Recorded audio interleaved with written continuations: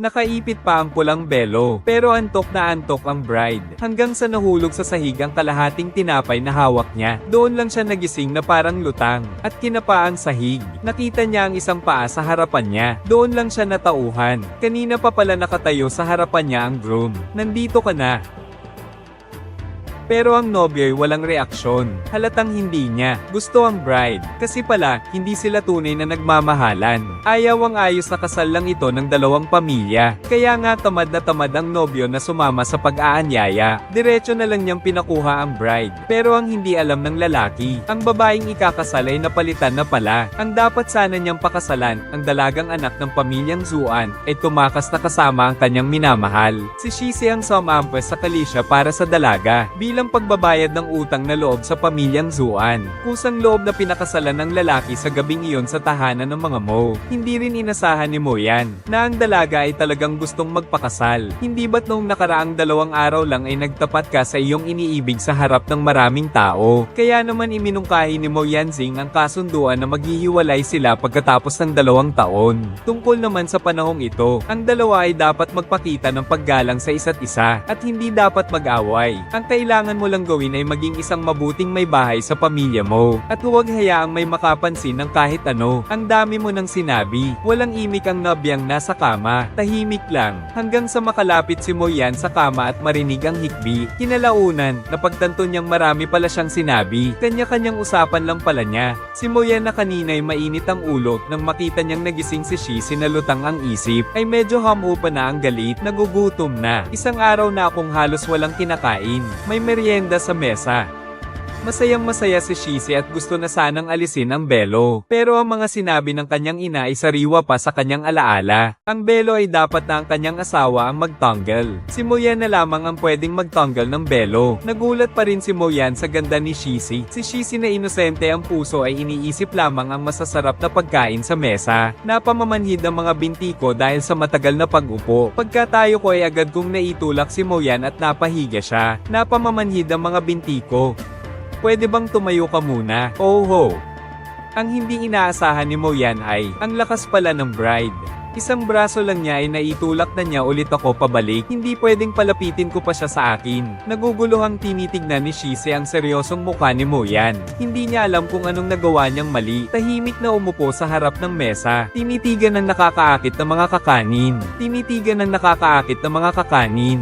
Tinitigan ng nakakaakit na mga kakanin. Kumuha ng isang piraso ng palihim. Isang kagat pa lang, masarap na talaga. Nang makita ko ang mga baso sa mesa, naalala ko ang bili ni inay. Sumakay sa karosa, tumawid sa apoy, puso, pagsamba at pagtanggap sa mga bisita. Ang pag-inom ng alak, isa man lang, hindi pwedeng mawala. Hindi inasahan ni Moyan. Mas seryoso pa pala ang dalagang ito kaysa sa pag-arte niya. Kaya naman napilitan siyang inumin ang alak. Hindi pa tapos ang pag-arte. Hinihila pa siya nito papunta sa silid tulugan. Hindi talaga inakala ni Moyan na seryoso ito. May gusto naman siyang iba, di ba? Napilitan lang din siguro siyang magpakasal sa akin. Paano ko naman masasabi na gusto ko ng mag-isa sa silid tulugan?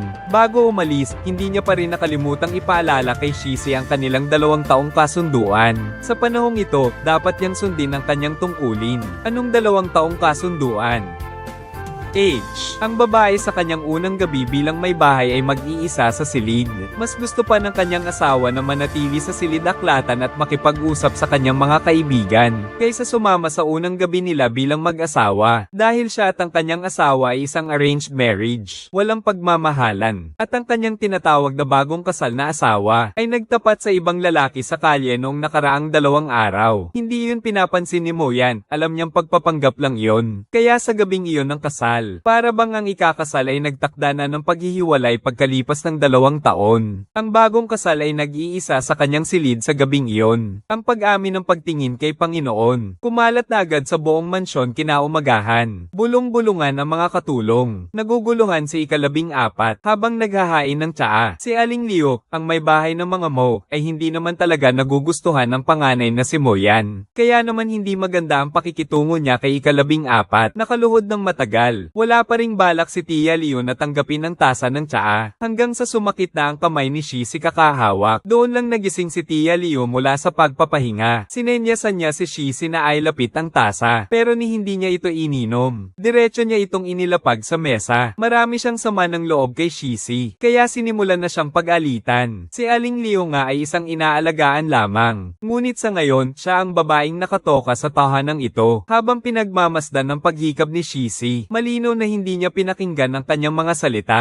kaya't hindi na siya nag-aalangan sa pagsasalita. Kinukutya niya si Shizzy, na bago pa man ang kasal ay may kinalaman na sa ibang lalaki, at may masamang asal. Huwag mo nang balakin pang maging pangunahing may bahay ng mga mo sa hinaharap. Ikalawang asawa. Wala akong gaanong interes sa pagiging pangunahing may bahay na yan, na posisyon. Pero ikaw, matagal mo nang pinapangarap ang bakanteng posisyong iyan. Kaya bakit hindi mo subukang umupo muna roon? Ang sinabi ni ika-14 ay nagpaiwan ng walang masabi kay Tia Leo. Hindi ko akalaing ang batang ito, na mukhang mahina, ay ganoon pala katalas magsalita. Habang pinapanood ko siyang umalis, hindi ako nagmadali. Marami pa akong paraan para mapagsarhan siya sa hinaharap. Ayon sa tuntunin sa mansyon, kailangang bumati si Shizzy sa Aling Leo tuwing umaga. Ngunit ang hindi inaasahan ni Shizzy ay biglang sumulpot si Moyan. Kailangan ko pa siyang samahan. At dahil kay Moyan na sumusuporta sa akin, si Tia Leo ay hindi na kasing teray kagaya kahapon. Para na siyang isang nakatatanda na nagpapaalala sa mag-asawa. Ikaw ang panganay na anak ng mga mo. Maraming nakakakita. Kayo'y bagong kasal pa lang ay magkahiwalay na ng higon. Nakakahiya naman yan. Nakaapekto rin ito sa pag-aaruga ng apo ni, para hindi na magsalita pa ng kung ano-ano ang mga tao. Kaya napilitang lumipat si Moyan mula sa silid-aklatan at bumalik sa bagong silid para matulog. Maaga pa ay naghanda na ang katulong ng pampaligaya para kay Shizzy. Unang beses palang magkasama sa iisang silid ang mag-asawa. Pareho silang kinakabahan at hindi makahinga. Nagkaroon ng dahilan si Shizzy para magpalit ng damit, samantalang ang kinakabahang si Moyan ay maaga nang nahiga sa kama. Mukhang tulog na.